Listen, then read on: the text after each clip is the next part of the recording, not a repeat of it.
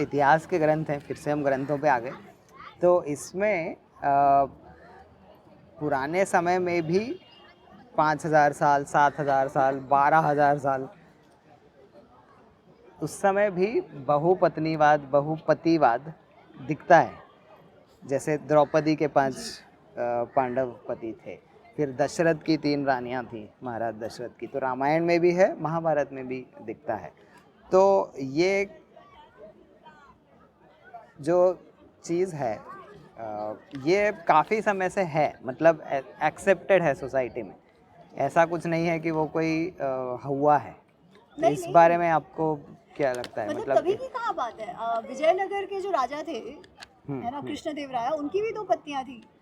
ये 500 साल पहले की बात है ना। हाँ। तो राजा महाराजाओं की तो पत्नियां रही है, बहुपत्नीवाद तो बहुत ही कॉमन रहा है, भारत में नहीं बाहर भी रहा है। और बहुपतिवाद भी, बहुपतिवाद इतना देखा नहीं जाता। बहुपतिवाद जो है वो कुछ कुछ कम्युनिटीज में देखा गया है। इसीलिए जब युधिष्ठिर ने जब निर्णय लिया कि सर्वेषां भार्यां भविष्यति, सबकी पत्नी बनेगी द्रौपदी, तो द्रुपद जो है, द्रुपद और धृष्टद्युम्न बिल्कुल भी प्रसन्न नहीं हुए थे। वो कह रहे थे कि आप मेरी पुत्री को पाप में डाल रहे हो। एक पुरुष की बहुत स्त्रियां हो सकती हैं, स्त्री के बहुत पुरुष नहीं हो सकते, इसका ये आप ऐसे मत करो। तो वो कहता है कि नहीं, कुछ कुछ भले ये देखा नहीं जाता, कुछ कुछ उदाहरण है तो शास्त्र में ये वर्जित नहीं है, ये कह के वो समझाते हैं।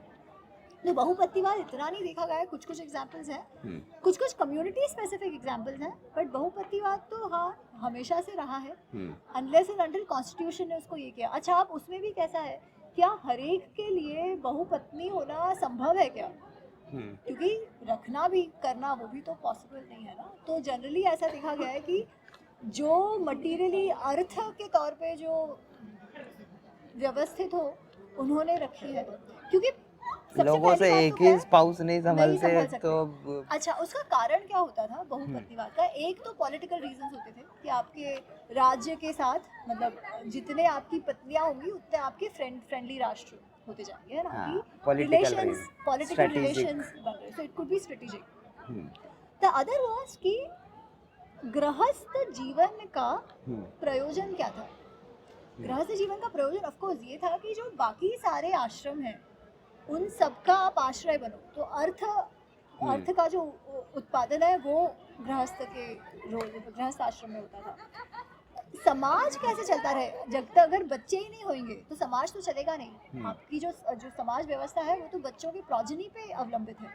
तो progeny was at the centre of the गृहस्थ आश्रम। जो हम कहते हैं धर्म अर्थ काम मोक्ष, जो काम है, जो चतुर्विध पुरुषार्थ है, of course calm is desire, but there is an aspect of lust also in that. There is an aspect of procreation in that, कि वो तो करना चाहिए। तो मतलब इवन तैत्तिरीय उपनिषद में वो कहते हैं कि प्रजातंतु माँ व्यवत्सचि, है ना, कि जो आपकी प्रजातंतु है उसको आप मत तोड़ो। एक गृहस्थ को बच्चा होना भी आवश्यक है। जब बच्चा होगा तभी वो लिनेज आगे चलती जाएगी, है ना, वो समाज आगे चलता जाएगा। तो progeny was at the centre of it. अच्छा, आप प्रोजेनी के लिए ये था कि अच्छा जितनी आपकी बीवियां हैं तो आपको progeny, lust was one aspect of it, जो आपके डिजायर फुलफिल हो रहे हैं वो तो एक बात है। So this was also the reason. बहुपत्नीवाद इतना क्यों नहीं देखा जाता? क्योंकि अगेन इसमें ये आ जाता है बहुपतिवाद, बहुपतिवाद क्यों नहीं देखा जाता? क्योंकि उसमें फिर देयर इज टेक्निकली मुश्किल हो जाता है कि जो पुत्र है, एक तो वो किसका पुत्र हो, हेरिडिटरी राइट्स, उस सब में तकलीफ आ जाती है ना, या जब तक वो एकत्रित ना हो सब, अगर अलग अलग हो तो इट वाज नॉट, जो हमारी सिस्टम थी, जो मैट्रियार्की सिस्टम होती है वो अलग चीज़ है, बट जहाँ पे पैटर्नलिस्टिक सिस्टम जहाँ होती है वहाँ पर वो होना बहुत मुश्किल था। इसके कारण भी लॉजिस्टिक्स गड़बड़ हो जाती है। ऑल्सो आई थिंक इवोल्यूशन से अगर देखा जाए तो जो पुरुष स्त्री है उनकी नीड्स, उनके डिजायर्स, उनकी मानसिकता भी अलग अलग है, उसको ध्यान रखने के लिए भी कुछ कुछ ये सिस्टम्स होती हैं।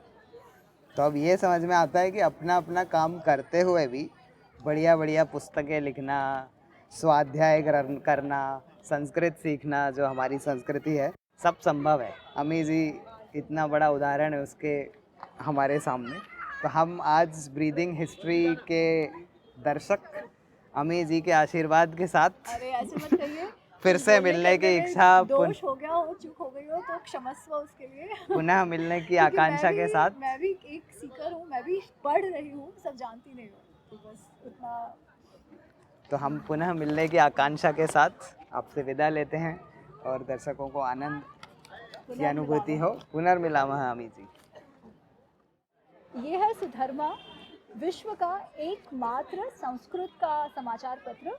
गत 50 वर्षों से कार्यरत है ये, और संस्कृत में समाचार हम सब तक पहुंचाते आ रहा है।